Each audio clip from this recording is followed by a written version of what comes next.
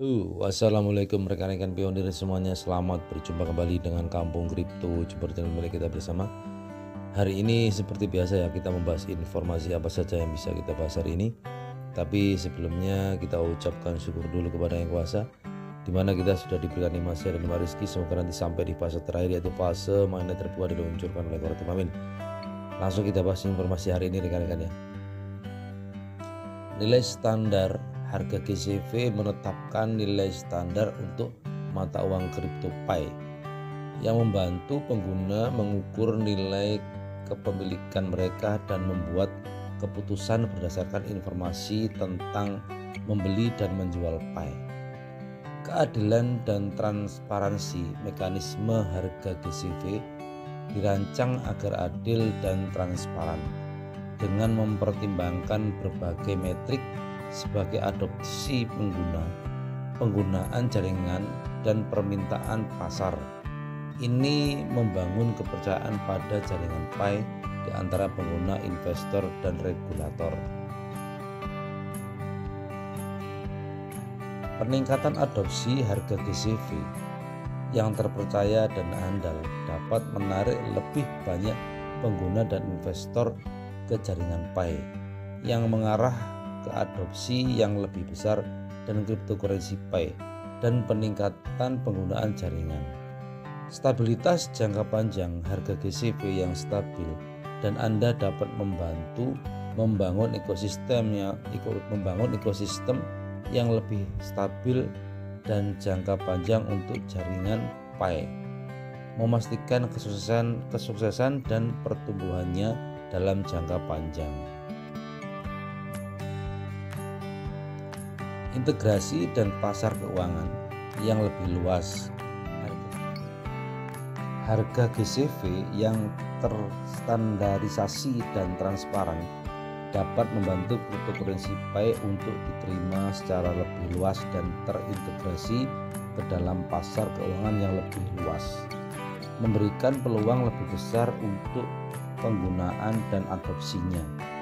Komunitas Pi telah menanggapi secara positif proposal harga GCV dengan banyak pengguna menyatakan dukungan mereka agar jaringan Pi yang diusulkan tetap kuat dan stabil. Nilai konsensus global merupakan langkah maju yang penting bagi komunitas Pi dan merupakan tanda kematangan dan stabilitas jaringan yang terus berkembang. Jadi di sini rekan-rekan ya, kalau kita bisa memahami lebih dalam lagi, memang dari instruksi core team di dalam Enclosed Mainnet ini, semua barter peer-to-peer atau barter yang dilakukan oleh pionir itu harga transaksinya sesuai dengan harga kesepakatan dan sesuai dengan keinginan para pionir mau dikasih harga berapa untuk barang dan jasa yang mereka barter dengan koin Pi. Tapi yang perlu kita garis bawahi di sini, semua pionir yang ada di seluruh dunia memang mengadakan barter dengan transaksi dan nilai kesepakatan. Yang perlu kita garis bawahi lebih dalam lagi di sini, bukan hanya harga kesepakatan yang para pionir lakukan untuk transaksi barter di dalam Enclosed Mainnet ini, akan tetapi di dalam harga kesepakatan itu hampir sebagian besar para pionir yang ada di seluruh dunia melakukan barter dengan nilai konsensus global 314159 US dollar. Jadi di sini yang pertama memang sesuai dengan harga kesepakatan antar penjual dan pembeli.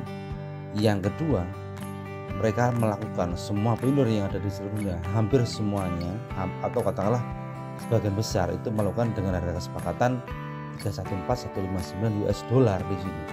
Ya, ini yang perlu digarisbawahi. Dan mereka semua pionir yang ada di seluruh dunia memang mengetahui bahwa nilai nanti yang menentukan bukan dari harga kesepakatan yang dilakukan oleh para pionir yang ada di seluruh dunia yang dilakukan pada saat ini, tapi sesuai dengan metrik utilitas jaringan Pi atau kematangan dari metrik utilitas jaringan Pi yang akan menjadi bahan dasar evaluasi core team untuk menentukan nilai koin P. Akan tetapi yang perlu kita garis bawahi lagi, ini adalah bentuk kehebatan dari komunitas jaringan Pi. Dan bagaimana caranya supaya banyak transaksi yang dilakukan dan bisa dilihat di blockchain. Jadi transaksi yang dilakukan para pionir yang melakukan peer to peer atau barter peer to peer itu transaksinya bisa dilihat di blockchain, dan mereka melakukannya lebih banyak dan lebih banyak lagi supaya metrik jaringan Pi atau utilitas jaringan Pi ini lebih matang dan lebih banyak lagi transaksinya ketika dilihat di blockchain. Nah, ini nanti yang akan menentukan nilai koin P. Di sini hubungannya yang jelas antara banyaknya transaksi di blockchain dan harga kesepakatan yang dilakukan oleh para pionir di dalam ekosistem ini tidak ada hubungannya. Tapi yang jelas hubungan yang paling pokok, banyaknya transaksi yang mereka lakukan yang bisa dilihat di blockchain, itulah nanti yang akan menentukan nilai koin P yang akan diturunkan oleh core team. Jadi mudah-mudahan dengan banyaknya kontribusi transaksi yang ada di blockchain dan yang transaksi yang dilakukan oleh para pionir yang bisa dilihat di blockchain itu adalah bahan evaluasi yang akan memunculkan nilai tinggi pada koin Pi.